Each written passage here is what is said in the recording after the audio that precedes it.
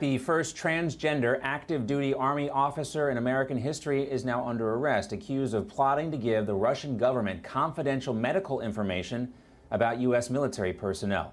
And joining us now from more details on this is our national correspondent Logan Ratick. Logan, very disturbing story here.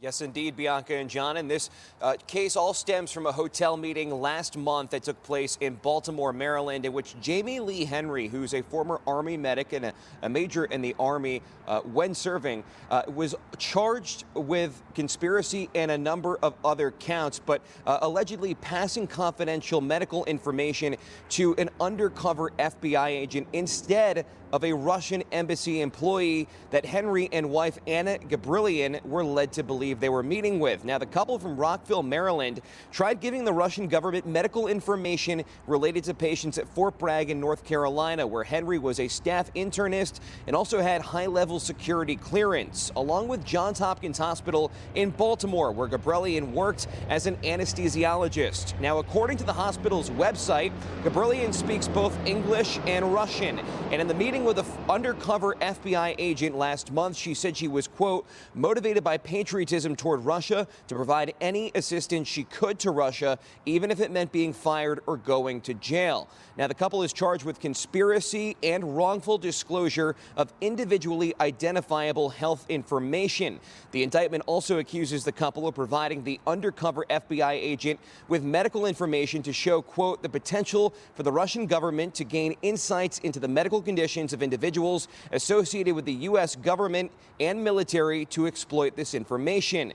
Now, the indictment also says, quote, Henry explained to the undercover agent that they were committed to assisting Russia, and he had looked into volunteering to join the Russian army after the conflict in Ukraine began, but Russia wanted people with combat experience, and he did not have any. Now, Henry was a staff internist at Fort Bragg. That is home to the Army's 18th Airborne Corps, also Womack Army Medical Center. That's where Henry worked, as well as the headquarters of the Army's Special Operations Command. So Fort Bragg, a very sensitive location if you want to gain access to the Army. But Henry allegedly provided information on at least 5 individuals who were patients at Fort Bragg, 2 service members and 3 spouses of veterans. The couple appeared in Baltimore federal court yesterday.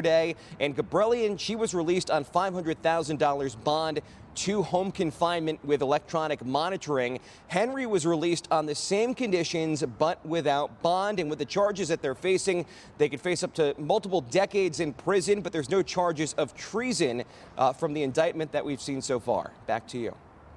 Logan Ratick live at the Pentagon. Appreciate that update, Logan. No crooked establishment. None of that twisting the truth. No talking down to me. Don't tell me how to think. Don't tell me how to think. Don't tell me how to think. I trust Newsmax. Newsmax. They don't tell me how to think. They Let me decide. Newsmax. Real news For real people.